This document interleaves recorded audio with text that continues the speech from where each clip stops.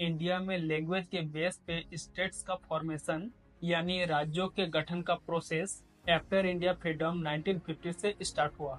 After India freedom India के अलग अलग हिस्सों में लैंग्वेज और कल्चर के बेस पे स्टेट्स बनाने की मांग उठने लगी।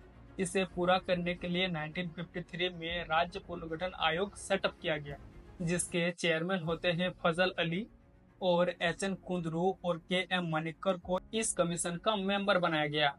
इस कमीशन का मेन पर्पस ये रहता है कि बनने वाले स्टेट के बाउंड्री को रीऑर्गेनाइज करना। ये कमीशन गवर्नमेंट को ये सजेशन करते हैं कि एक तरह के लैंग्वेज वाले लोगों के लिए एक सेपरेट स्टेट बनाया जाए, जिनके लिए बाउंड्रीज निर्धारित की जाए।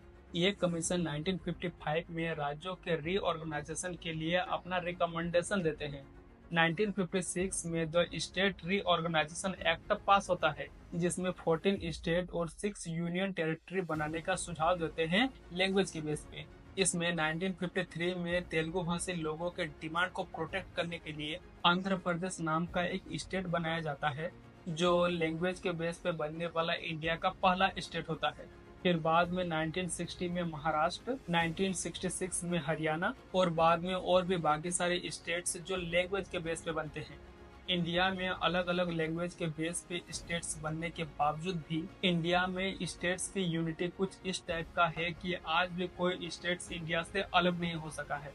इंडियन कॉन्स्टिट्यूशन का 19A का सी लोगों को ये राइट देते हैं कि देश का नागरिक पूरे भारत में कहीं भी आने जाने, बसने और व्यापार करने का अधिकार है। फिर ऐसा क्यों है कि इंडिया में हिंदी बोलने वाले लोगों को कुछ स्टेट्स में दिक्कत का सामना करना पड़ता है?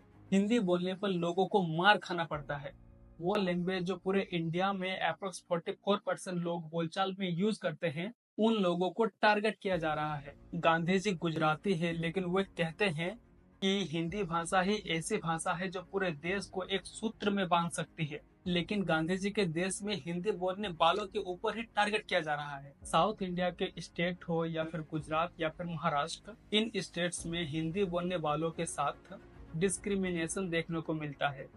खासकर साउथ के जो स्टेट्स है, जिन स्टेट्स में तमिल, तेलुगु, कन्नड़ और मलयालम बोला जाता है, इन स्टेट्स में हिंदी बोलने वाले लोगों के ऊपर सबसे ज्यादा डिस्क्रिमिनेशन देखने को मिलता है। ये सब के होने के पीछे रीजन ये बताते हैं कि हिंदी एक इंडो यूरोपियन लैंग्वेज है, जो दक्षिण भारत के जो भाषाएं हैं जैसे तमिल, तेलुगु, कन्नड़, मलयालम, इन लैंग्वेज से भिन्न है।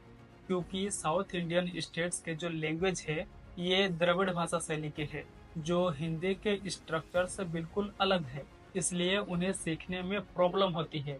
दक्षिण भारत के लोग अपने लैंग्वेज और अपने कल्चर पर प्राउड फील करते हैं और उन्हें लगता है कि हिंदी लैंग्वेज से उनके कल्चर और उनके लैंग्वेज को खतरा है। तो कुछ लोगों को लगता है कि हिंदी को बढ़ावा देने से उनकी इकोनॉमिक अपॉर्चुनिटी कम हो जाएगी।